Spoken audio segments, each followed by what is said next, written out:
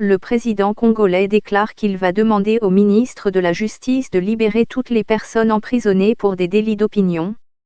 Félix Tshisekedi a annoncé cette décision dans un discours de présentation d'un programme d'urgence qu'il compte dérouler durant ses 100 premiers jours au pouvoir. Je vais demander au ministre de la Justice de prendre toutes les mesures nécessaires, conformément à la loi, pour la libération conditionnelle de toutes les personnes détenues pour des délits d'opinion, notamment lors des manifestations tenues avant les élections, a-t-il précisé. Il a promis aussi d'autoriser les Congolais vivant en exil pour des raisons politiques de regagner leur pays. Pour consolider les progrès démocratiques réalisés dans notre pays, j'ai fait de la réduction des tensions un objectif majeur, a dit M. Tshisekedi.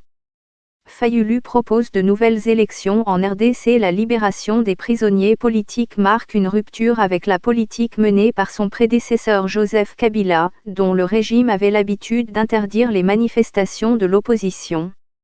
De nombreux opposants congolais ont été arrêtés ou poussés à l'exil. Des dizaines de militants de l'opposition ont également été tués lors de manifestations, durant la crise électorale consécutive au refus de M. Kabila de remettre le pouvoir à la fin de son dernier mandat, fin 2016. La victoire de M. Tshisekedi à l'élection présidentielle du 30 décembre marque le premier transfert du pouvoir, sur une base constitutionnelle, depuis l'indépendance de la RDC en 1960. Les précédents dirigeants du pays ont été renversés par des coups d'État ou assassinés. Son élection est contestée par Martin Fayulu, qui dénonce des fraudes électorales.